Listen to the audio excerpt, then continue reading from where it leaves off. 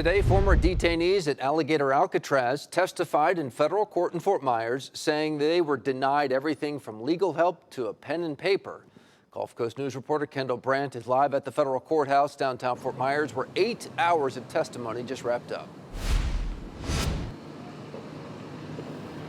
Well, we just learned in the last couple of hours from a state contractor who handles attorney-client access inside the facility that he says there's a new law of the land at Alligator Alcatraz, a mandate to have, quote, no attorney turned away. This after previous policy dating back to July notes that attorneys were required to schedule appointments with their clients, even having to submit documents 3 days in advance. However, that state contractor says that that policy was actually never followed, and they were able to meet attorneys with their clients as soon as possible. But earlier today, we actually heard from 2 of those detainees via Zoom.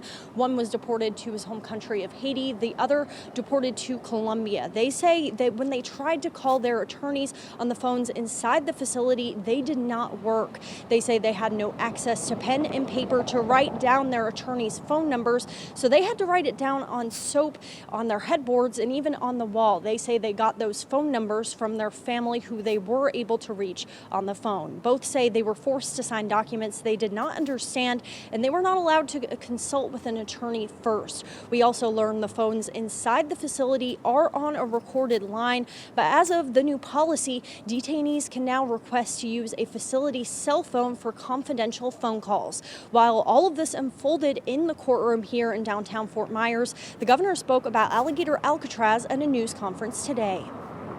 So the facilities are sanctioned by the feds, reimbursed by the feds, and the media's like, oh, they haven't gotten $600 million.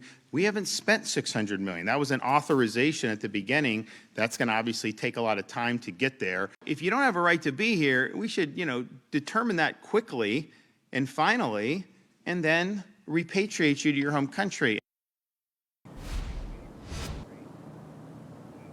Back here at the federal courthouse, an additional detainee was set to testify, but attorneys with the ACLU says he went missing in Mexico and is not able to be reached and is in danger. The last witness to testify today was a former DHS staffer and a warden from a prison. She says after going through all of the evidence, she does not think the detainees inside Alligator Alcatraz had a fair chance at getting in contact with their attorneys. Now, her testimony will continue tomorrow with the defense from the state cross-examining her. Live here in Fort Myers, Kendall Brandt, Gulf Coast News.